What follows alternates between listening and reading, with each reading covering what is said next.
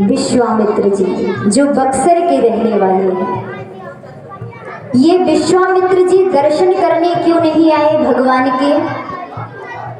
कहते हैं ये जहाँ तपस्या करते हैं, जिस स्थान पर बैठकर, जिस गुफाओं में कंदराओं में बैठकर ये तपस्या करने बैठते थे, कई कई वर्षों तक ये तपस्या करते रहते थे, उस स्थान को छोड़कर नहीं उठते थे।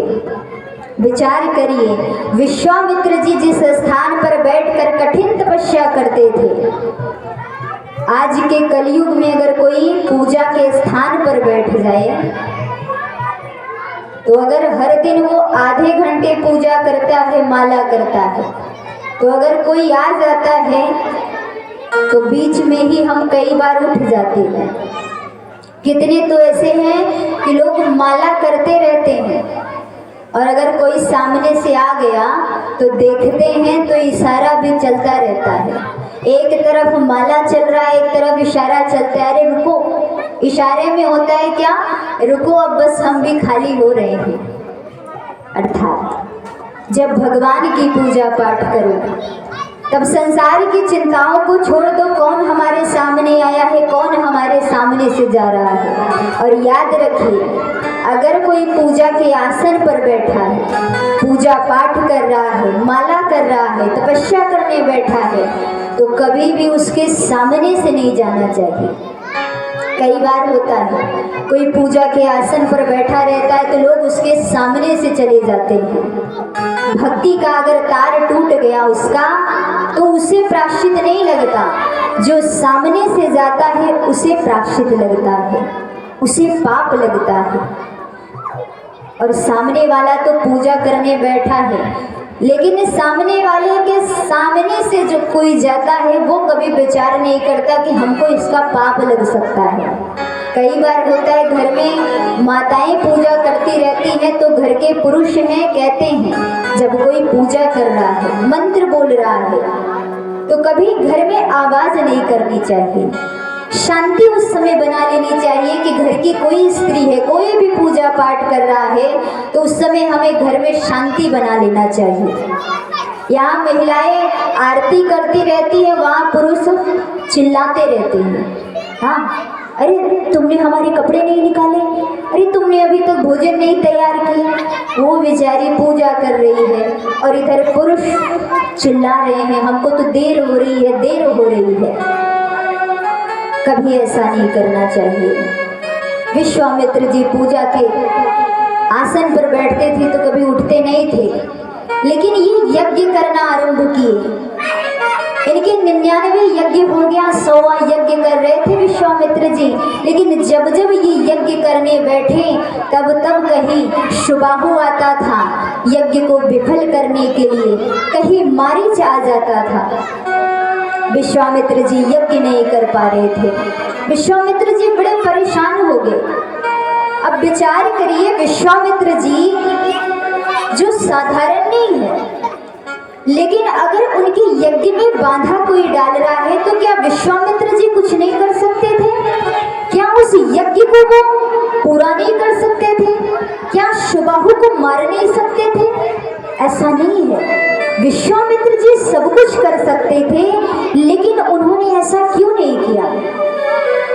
क्योंकि विश्वामित्र जी जानते हैं कि जिस समय मैं यज्ञ कर रहा हूँ उस समय मैं पूजा के स्थान पर बैठा रहता हूँ, और पूजा के स्थान पर बैठ करके मैं किसी के विषय में गलत भी नहीं सोच सकता। कहते हैं कि मारना तो दूर की बात है, अगर हमने किसी के विषय में गलत भी सोच लिया तो हमारा पूजा पाठ वहीं पर व्यर्थ हो जाता है। विश्वामित्र जी ने कहा अगर मैंने उठ के कुछ किया तो ये हमारा यज्ञ वैसे भी पूरा नहीं होगा। याद रखिए, यज्ञ और पूजा पाठ में कभी किसी को बाधा नहीं पड़नी चाहिए। विश्वामित्र जी ने विचार किया, जब उन्हें पता चला कि अयोध्या में परमात्मा आए हैं और वही बचा सकते हैं, इस यज्ञ को पूरा कर सकते हैं, क्योंकि वो साधारण नहीं है। और जैसे विश्वामित्र जी को पता चला, विश्वामित्र जी चल देते हैं। कहते हैं विश्वामित्र महामुनि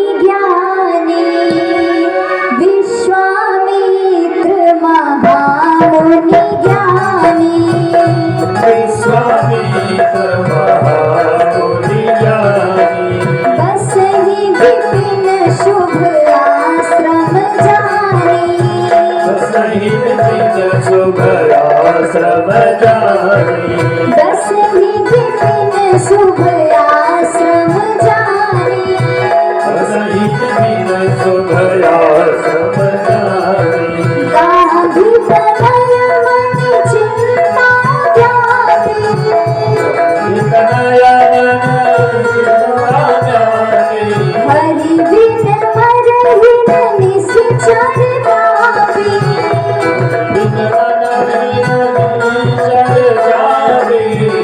आज जैसे विश्वामित्र जी अयोध्या पहुंचते हैं, राजा दशरथ महल में बैठे थे। राजा दशरथ को पता चला विश्वामित्र जी आए हैं, और देखिए जैसे उन्हें पता चला सरयू के किनारे विश्वामित्र जी पहुंचे हैं, यहाँ दौड़ करके राजा दशरथ उनकी स्वागत में जाते हैं। याद रखिए, जब कहीं गुरु दरवाजे पर पहुंच जाए तो उस समय भी हमें कभी विचार करके नहीं उठना चाहिए। कहते हैं भोजन के स्थान पर बैठे हो, अगर पता चल जाए कि हमारे गुरु जी आए हैं तो भोजन का भी त्याग कर देना चाहिए। जिस स्थिति परिस्थिति में हो उसी स्थिति परिस्थिति में हमें दौड़ कर जाना चाहिए। राजा दशरथ नंगे पांव दौड़ते हैं, सरयू के किनारे पहुंच गए। विश्वामित्र जी को बड़े भाव से लेकर के आते हैं और विश्वामित्र जी को ला करके आसन देते हैं बैठने के लिए। सुंदर उनका पूजा पाठ करते हैं, क्योंकि यही देखिए नियम है, जब गुरु आए तो उनका पूजा पाठ करके सुंदर आसन देना चाहिए। जिस आसन पे हर दिन आप बैठते हो, कभी उस आसन पर गुरु जी को नहीं बैठाना चाहिए। स्वच्छ पवित्र स्थान पर गुरु को बैठाना चाहिए, कभी गुरु की बराबरी नहीं बैठना चाहिए। कई बार होता है ना कि गुरु जी बैठे होते हैं और बगल में जाकर शिष्य भी बैठ जाता है। ये जरूरी नहीं है कि आपने गुरु मंत्र नहीं लिया है तो आप गुरु और संत के बराबर बैठ जाओ, कभी नहीं बैठना चाहिए। हमेशा कहते हैं जो बड़े होते हैं बड़ों के हमें बराबरी कभी नहीं बैठना चाहिए। हमारा स्थान कहाँ होता है? नीचे होता है, और जो नीचे बैठता है उतना ही ज्यादा वो ज्ञानी होता है। और नीचे बैठने वाला सोचता है कि हम और जमीन पर बैठे। तो कितने तो ऐसे होते हैं ना, थोड़े से अमीर होते हैं तो बड़ा घमंड होता है, सोचते हैं अच्छा हम नीचे बैठेंगे तो हमारे सामने वाला क्या सोचेगा। याद रखिए, जहाँ आपको लगता है कि हमें यहाँ नीचे बैठने से लाभ है, वहाँ हमें नीचे बैठ जाना चाहिए। आपने देखा है जिनके पास बड़ी संपत्ति होती है, पैसा होता है, वो कभी किसी के आगे झुकता नहीं है, वो कभी नीचे नहीं बैठता, उसके अंदर हमेशा अकड़ होती है। लेकिन आपने ये भी देखा है कि बहुत बड़ा धनवान व्यक्ति भी होता है, पैसे वाला होता है, लेकिन कई बार सामने आता है, ऐसे खड़ा होता है कि जैसे उसके पास कुछ भी नहीं है। धनवान होने के बाद भी वो सामने ऐसा प्रकट होता है मानो कि वो साधारण है। ये भाव किसके अंदर है? कहते हैं कि जिसका स्वभाव सुंदर होता है, जिसके अंदर भाव अच्छा होता है, वो हमेशा साधारण बन के रहता है। आप ऊपरी चीजों को तो बना सकते हो, कहते हैं ना कि संत बनना सरल है लेकिन होना बहुत कठिन है। बनने को तो हर कोई बन सकता है। आप भी बाजार में जाइए, चंदन लेकर के आइए, वस्त्र लेकर आइए, आप भी पहन लीजिए, माला ले लीजिए, लेकिन क्या आपने स्वरूप बना लिया संतों का तो आप संत हो गए? नहीं, संत बनना साधारण नहीं है, बहुत कठिन है। कहते हैं स्वरूप से नहीं संत बनते, संत बनते हैं स्वभाव से। जिनके अंदर स्वभाव सुंदर होता है वो संत बनते हैं। संत आप विरक्त में रहो, गृहस्थ में रहो, लेकिन अगर आपका स्वभाव सुंदर है तो आप संत कहे जाओगे।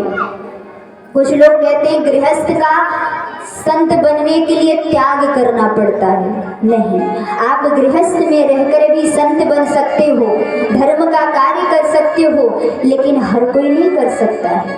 याद रखिए, आज के समय में कितने ऐसे हैं जो गुरु और संत को संत भी मिल जाते हैं तो उन्हें भी कहीं ना कहीं से साधारण ही समझते हैं। नहीं, वो साधारण नहीं होते हैं, उन्हें वो स्थान, वो ज्ञान परमात्मा के द्वारा मिलता है। इसीलिए तो अंतर होता है, हर कोई एक समान नहीं हो सकता है। क्यों? क्योंकि हर किसी को कर्मों के अनुसार फल मिला है। भगवान ने उसे वैसा ही बनाया है जैसा उसने कर्म किया है। बोलो, हर एक पिता सोचता है हमारा लड़का डॉक्टर बन जाए। अब आपकी इच्छा है डॉक्टर बन जाए, लेकिन उसके भाग्य में डॉक्टर नहीं बनना लिखना है, उसके भाग्य में लिखा है साधारण सा जमीन की खेती करना। तो क्या आपके सोचने से वो डॉक्टर और इंजीनियर बन सकता है क्या? नहीं। आप लाख सोचिए, लेकिन अगर उसके कर्म में होगा ना तो उसी रास्ते पर दौड़कर वो जाएगा, उसका कर्म उसे खींचेगा उस रास्ते पर, स्वयं नहीं कोई जाता है। कहते हैं कर्म हमें करना चाहिए, लेकिन पार करने वाला वो है, जो लिखा होता है वही होता है। यह स्थान भी हमें मिला है तो ऐसे नहीं मिला है। हम तो अपने आप को साधारण ही समझते हैं, लेकिन ये स्थान भी कोई साधारण नहीं है। जिस व्यासपीठ पर हम बैठ करके आपको उपदेश दे रहे हैं, ये स्थान सिर्फ परमात्मा के द्वारा ही मिल सकता है। और अगर इसे भी कोई ना पहचान सके तो उसे कुछ नहीं कहा जा सकता है। आज विश्वामित्र जी जब आते हैं, राजा दशरथ बैठाते हैं, लेकिन आज विश्वामित्र जी ने कुछ कहा नहीं, कुछ बोला नहीं, लेकिन राजा दशरथ ने मुख को देख करके कहा, महाराज क्या बात है, आप बड़े चिंतित हैं, आप बड़े चिंता का हमें बताइए, हम समाधान निकालेंगे। याद रखिए, यही भाव होना चाहिए कि गुरु कुछ कहे ना, और जो सच्चा शिष्य होता है वो गुरु के बिना कहे ही समझ जाए। वो गुरु के हमेशा चेहरे को, उनके भाव को निहारता रहता है, वही समझता है। आज के समय में अगर गुरु कुछ कह भी देना तो एक कानों से सुन के दूसरे से निकाल देते हैं कितने लोग, लेकिन नहीं, भाव को पढ़ लो, वही सच्चा शिष्य कहा जाता है। यहाँ दशरथ महाराज ने जैसे ये बात कहा, विश्वामित्र जी ने कहा कि मैं जितनी बार यज्ञ करता हूँ उतनी बार रावण के द्वारा शुबाहु मारीच आकर मेरे यज्ञ को विफल कर दे रहे हैं। और जैसे ये बात कहते हैं, राजा दशरथ ने सुना, कहा महाराज इतनी सी बातें हैं, अरे मेरे पास इतने सारे सैनिक हैं, हाथी है, घोड़े हैं, अस्त्र हैं, शस्त्र हैं, जितना चाहे उतना आप लेकर के जाओ। विश्वामित्र जी ने कहा, नहीं, इस बार मुझे मारना नहीं है, मुझे तारना है, मुझे किसी को मारना नहीं है। दशरथ महाराज ने जैसे ये बात कही, उसी समय चारों पुत्र आते हैं, विश्वामित्र जी के चरणों में प्रणाम करते हैं। और देखिए, राम जी के साथ साथ लक्ष्मण जी एक साथ चल रहे हैं, और भरत जी के साथ शत्रुघ्न जी हैं, बैठ जाते हैं सामने। और विश्वामित्र जी की नजर पड़ती है राम जी की ओर, देखते हैं लक्ष्मण जी की ओर, मन में उनके आ गया, उन्होंने कहा कि मुझे देना है तो यही दो पुत्र दे दो, ये जाएंगे हमारे साथ, ये हमारे यज्ञ को पूरा करेंगे। राजा दशरथ ने कहा, ये हमारे इतने कोमल से पुत्र हैं, इतने छोटे छोटे हैं, उन निशाचरों से क्या युद्ध करेंगे? नहीं, आप कुछ और मांग लीजिए, हम आपको दे देंगे। विश्वामित्र जी ने कहा कि नहीं, अगर देना है तो अपने यही दोनों पुत्र को दे दो। और बोलो, विश्वामित्र जी ने दोनों पुत्र की मांग क्यों किया? एक पुत्र की मांग भी तो कर सकते थे, भरत जी को मांग सकते थे, शत्रुघ्न जी को मांग सकते थे, लेकिन उन्होंने लक्ष्मण जी का मांग क्यों किया? क्योंकि विश्वामित्र जी ने देख करके भाव को पढ़ा कि ये दो हैं, एक साथ आए, एक साथ प्रणाम किए, एक साथ बैठे, और आज भी देखिए एक साथ बैठे हुए हैं। इसका मतलब ये दोनों एक साथ ही रहते हैं, अलग अलग कभी नहीं रह सकते हैं। इसलिए इन दोनों का भाव अच्छा है, हम इनको ही मांग लेते हैं। और जैसे ये बात का आज राजा दशरथ ने, जब विश्वामित्र जी ने पुत्र की मांग कर ली तो राजा दशरथ बड़े दुखी हो जाते हैं। और जब दुखी हो गए तो राजा दशरथ विश्वामित्र जी से कहते हैं रोते हुए, चौथे पन पायहु सुत चारी, चौथे पन पायहु सुत चारी,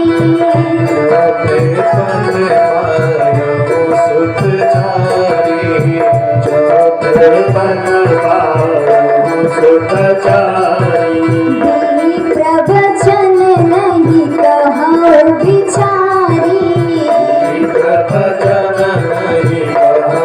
बिचारी, सब सुख प्रिय मोहि प्राण की नाही,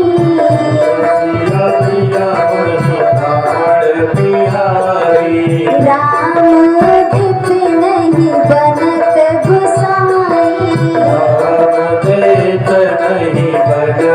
गोसाई, मांगहु भूमि धेनु धन कोसा,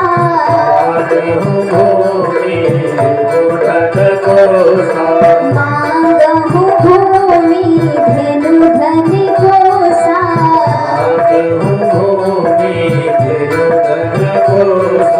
सर्वस देहु आज सहरोसा,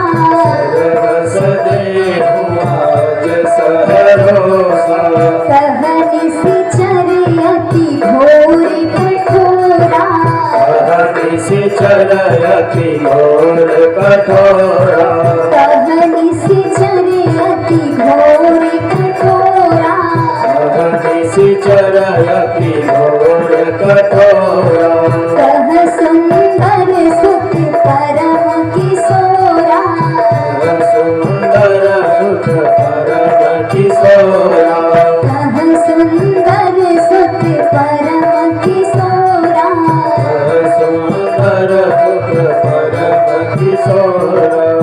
आज राजा दशरथ ने कहा, महाराज ये जो मेरे पुत्र है ना, ये चारों पुत्र मेरे प्राण से भी ज्यादा प्यारे हैं, और जो प्राणों से भी ज्यादा प्यारे हो उन्हें कैसे कोई दे सकता है। और ये जो मेरे पुत्र है ना, चौथे पन में तो मुझे परमात्मा की कृपा से ये 4 पुत्र मिले हैं। अगर ये मुझसे दूर हो जाए तो मैं इनके देखे बिना रह नहीं सकता, और अगर ये मुझसे दूर चले जाए ना तो जिस तरह से मछली पानी के बिना तड़प कर मर जाती है ना महाराज, वैसे ये दशरथ तड़प कर मर जाएगा। जैसे ये बात कहे विश्वामित्र जी ने कहा, अभी तो तुमने कहा था कि जो मांगो वो मैं तुम्हें दूंगा, और आज मैंने जब मांग लिया तो तुमने ना कर दिया।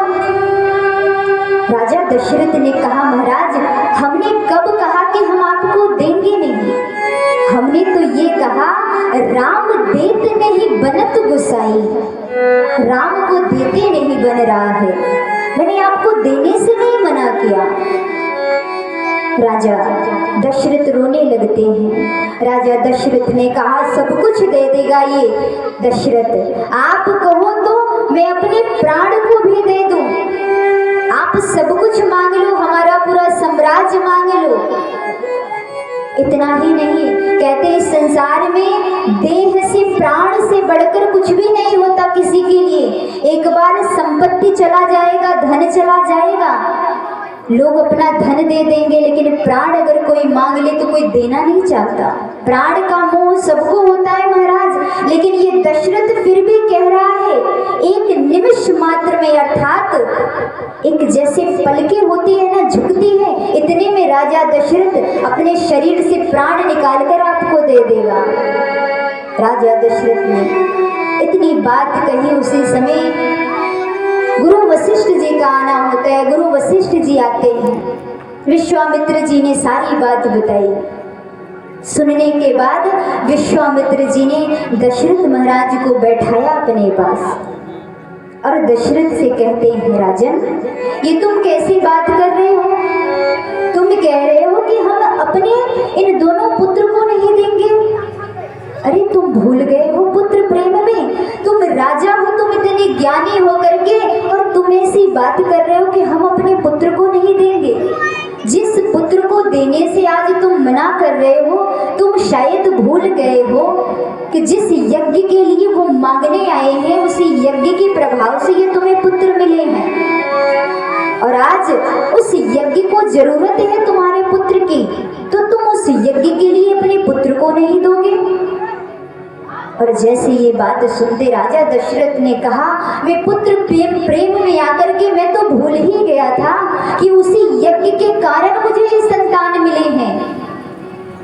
और जैसे राजा दशरथ को ज्ञात होता है, विचार करिए, जब तक हमारे जीवन में रास्ता दिखाने वाला कोई नहीं होता, हम भटकते रहते हैं। हमारी बुद्धि, हमारी सोच में जो आता है हम वो बोल जाते हैं, वो कर जाते हैं। इसीलिए तो कहा जाता है कि जीवन में एक संत का, एक गुरु का होना बहुत जरूरी है। जब भी हम अपने मार्ग से विचलित हो जाए, जब कुछ ना समझ में आए, तब एक ऐसा गुरु होना चाहिए कि हमें रास्ता दिखा दे।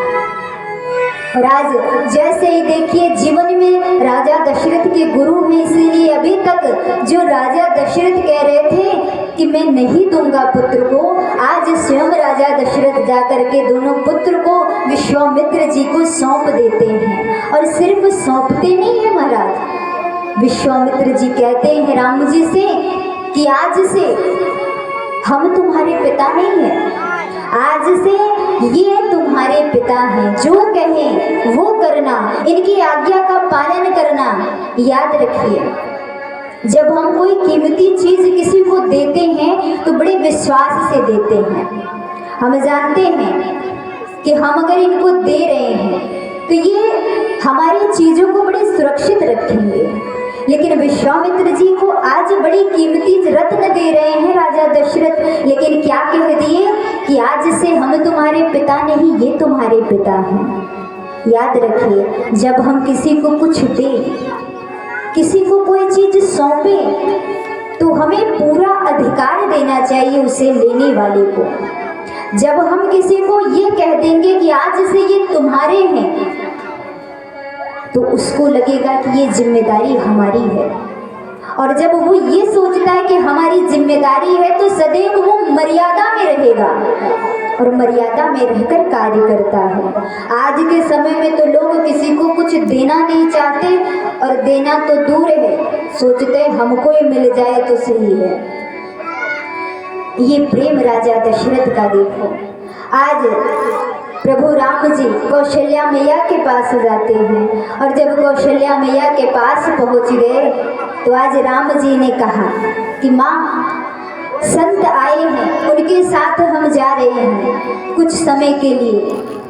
देखिए, याद रखिए, एक माता से एक पुत्र कह रहे हैं कि हम जा रहे हैं, लेकिन आज कौशल्या मैया ने राम जी को जाने से मना भी नहीं किया। और मना क्यों नहीं किया?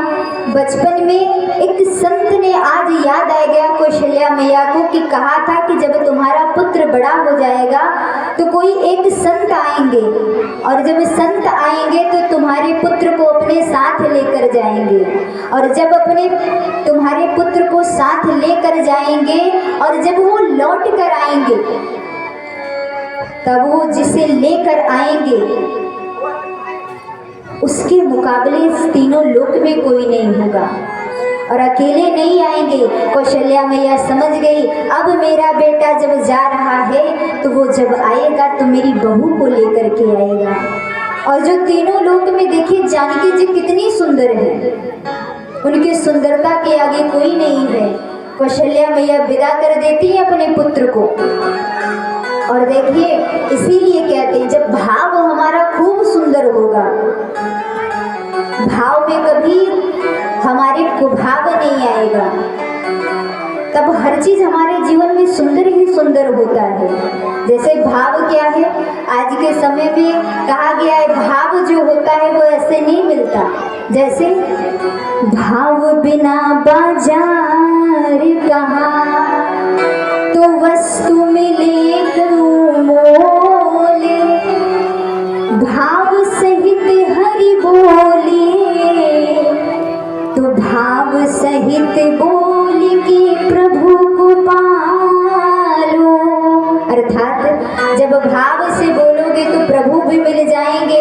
और याद रखिए, बाजार में जैसे बिना कीमत दिए कोई सामान नहीं मिलता है, तो बिना भाव के परमात्मा कैसे मिलेंगे? परमात्मा भी बिना भाव के नहीं मिलते। और कलयुग में अगर भाव दो प्रकार के होते हैं, एक कैसा? एक भाव होता है जैसे अभी देखिए हमारी जो माताएं हैं, अब हम कथा सुना रहे हैं, जुखाम का समय है, सर्द का मौसम है और केला ही केला सामने है हाँ, तो ये क्या है? एक तो होता है भाव बड़ा सुंदर, कहते हैं हम संसार में परमात्मा के धाम में भी जाते हैं तो वहाँ भी अपना भाव कैसा प्रकट करते हैं। जैसे बाजार में मिलता है 40 रुपये दर्जन केला और 60 रुपये दर्जन केला, तो जब 40 रुपये दर्जन केला वाला समय आता है ना, तो जब हम लेने जाएंगे तो जो कंजूस थोड़ा होता है वो क्या कहेगा, अरे जब 40 रुपये दर्जन का केला मिल रहा है तो कहे 60 वाला खरीदे। इसको लेकर चलते हैं और लेकर आएगा और भगवान के धाम में चढ़ा देगा। कितने ऐसे हैं?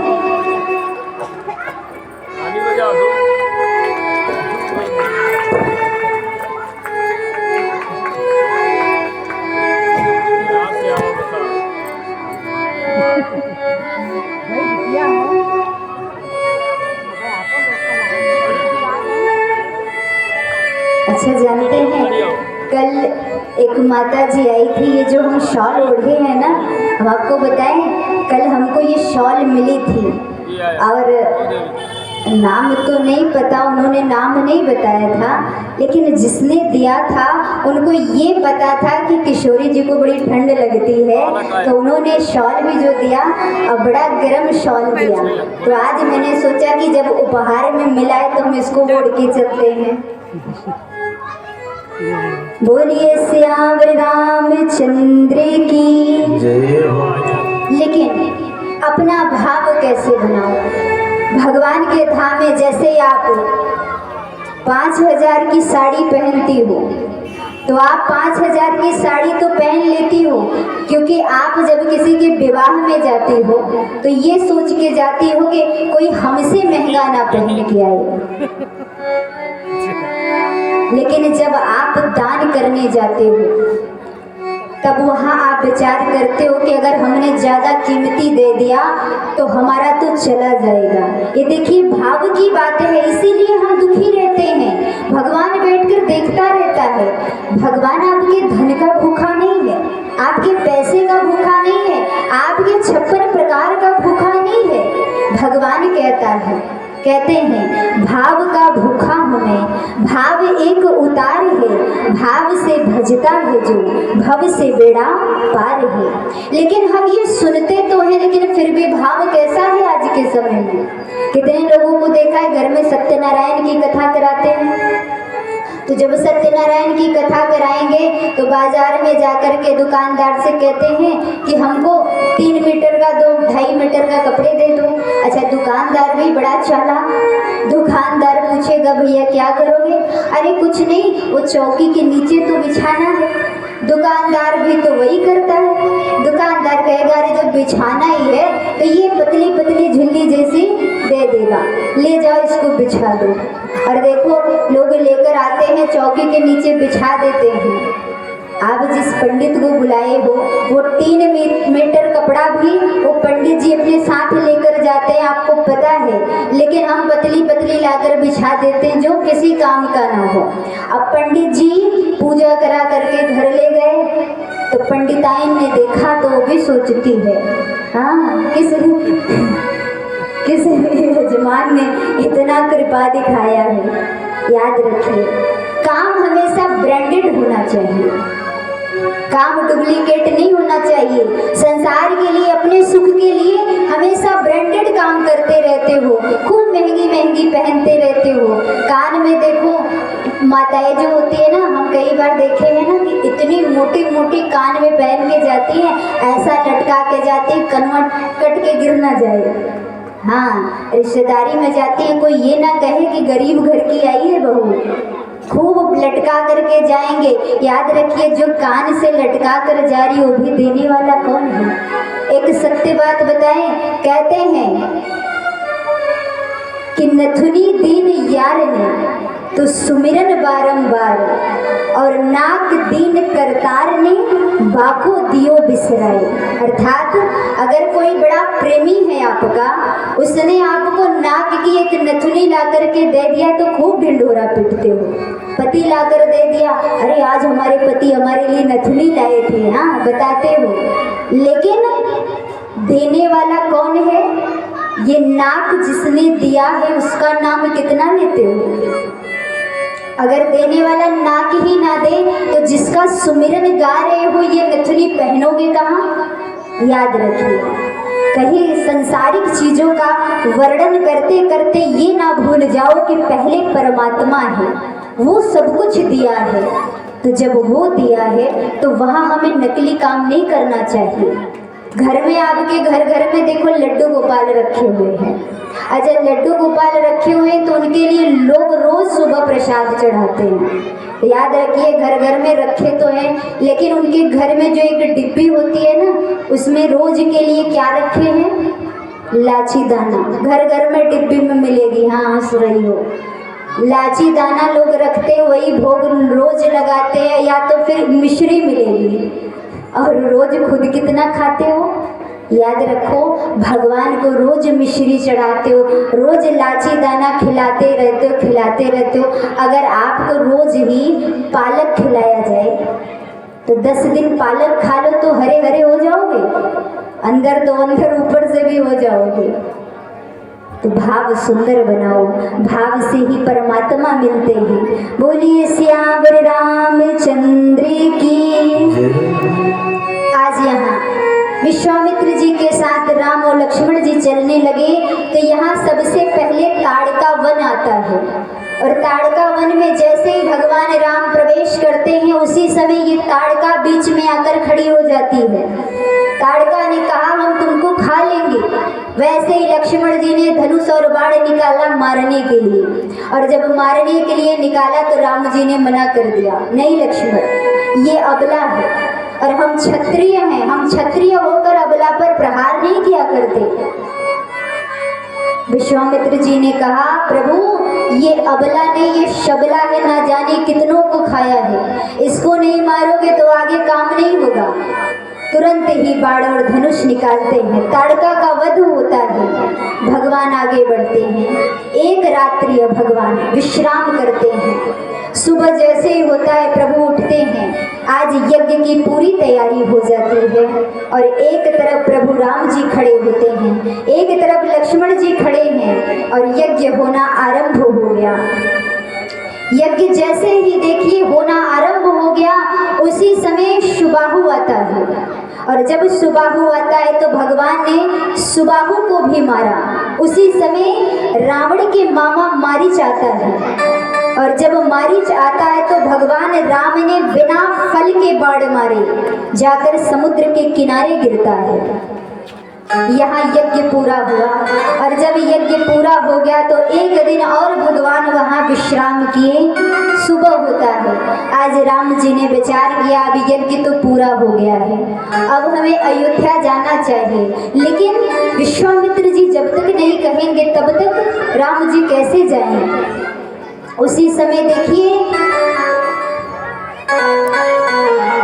यहाँ मिथिला के जनक जी जो अपनी बिटिया का स्वयंवर रचे हुए थे, तो इस स्वयंवर में सबको आमंत्रित किए थे, और यहाँ विश्वामित्र जी के पास वे निमंत्रण लेकर के स्वयं आते हैं जनक जी। और जैसे ही निमंत्रण लेकर आते हैं और कहते हैं कि आपको हमारी बिटिया के स्वयंवर में आना है, और लक्ष्मण जी को राम जी को देखा, राम जी को देख करके देखिए उनके स्वरूप को जनक जी ने देखा तो वो अपना संकल्प भी भूल गए। इतना सुंदर स्वरूप देख करके राम जी का जनक जी ने कहा आप स्वयंवर में आइएगा और दोनों बालकों को भी लेकर के आइएगा। आज विश्वामित्र जी ने कहा, अब एक यज्ञ तो राम तुमने कर लिया है, एक और यज्ञ बचा है, अब उसके लिए चलना है। और राम जी जैसे सुनते हैं, राम जी मुस्कुराने लगे। क्यों? क्योंकि राम जी साधारण नहीं, वो तो परमात्मा है। राम जी ने कहा, अब जिस यज्ञ में जा रहे हैं वो यज्ञ कोई और नहीं, क्योंकि राम जी जानते हैं अब कहाँ जा रहे हैं। अब तो राम जी जा रहे अपने ससुराल, है ना। और अच्छा, ससुराल जाने के नाम पर कितना लोग प्रसन्न होते हैं कि नहीं? हाँ, विवाह के पहले हर कोई प्रसन्न होता है। हमारा भी विवाह होगा, हम भी जाएंगे ससुराल। और जब विवाह हो जाता है तब देखो हालत कैसी है। घर घर में ऐसी हालत है कि ससुराल के नाम से ही अब डर लगता है। तो यहाँ राम जी चलते हैं, और आज जब राम जी पहुँचते हैं तो रास्ते में अहिल्या का उद्धार करते हैं, और अहिल्या का उद्धार करते हुए प्रभु आगे पहुँचते हैं। तो यहाँ जैसे ही मिथिला नगरी में प्रवेश करते हैं तो यहाँ जो वहाँ की नारियाँ थी राम जी की ओर देखने लगी। इतनी सुंदर स्वरूप, ये कौन है? कोई कहती है ये कहाँ से आ रहे हैं। किसी ने कहा कि आज तक मैंने ऐसे देखा नहीं कभी स्वरूप को। एक दूसरे से पूछते हैं और कहते हैं, तब परिचय देते हैं। किसी ने सुन लिया था तो कहते हैं, राम लखन दोनों भैया, राम लखन दोनों भैया, अवध रहवैया गुरु के संगे आए हैं। दोनों भैया अवध रहवैया गुरु के संग आए हैं। अजी राम लखन दोनों भैया, अवध रहवैया गुरु के संगे आए हैं। लखन दोनों भैया अवध रहवैया गुरु के संग आए हैं।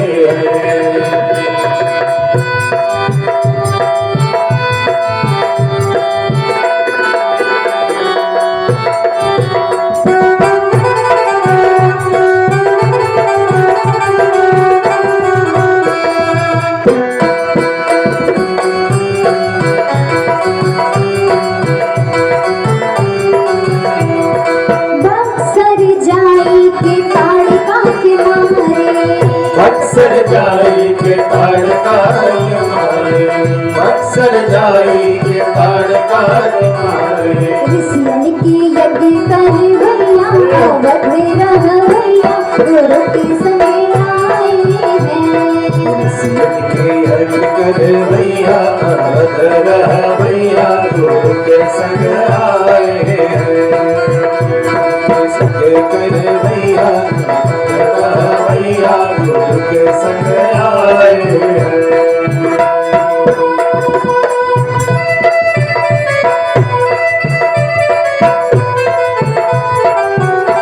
आगे बजाते रहो, ठंडी लगी है। जय हो।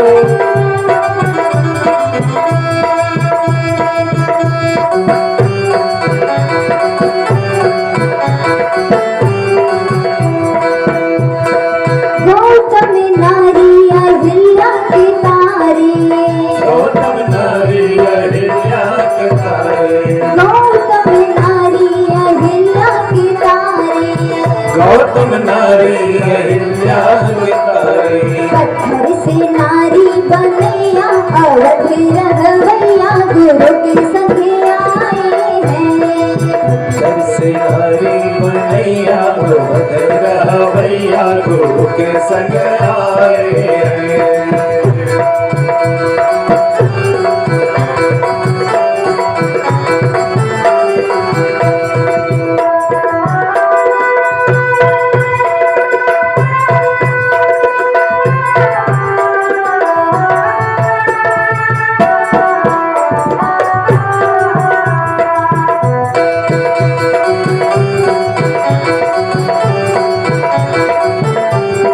और उसी में एक नारी ने कहा कि ये कितने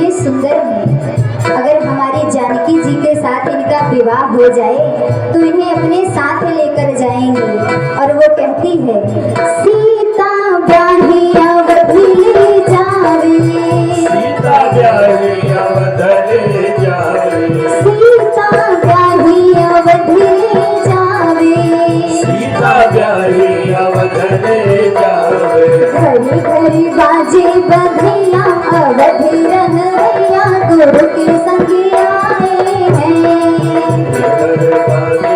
भैया भैया गुरु के संग आए हैं। हरि बोल।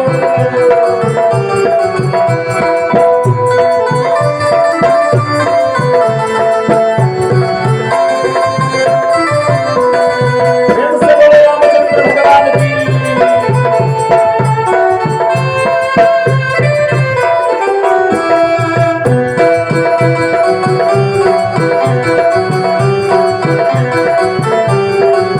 लेकिन उसी में एक सखी ने कहा लेकिन ये थोड़े काले काले से नहीं लगते, हमारी जानकी जी तो बड़ी गोरी है। दूसरी सखी ने कहा काले हैं पर दिल लूट लेवे, काली में पर दिल लूट लेवे, काले हैं पर दिल लूट लेवे, काले हैं पर दिल लूट लेवे। सबके ये जादू चलैया अवध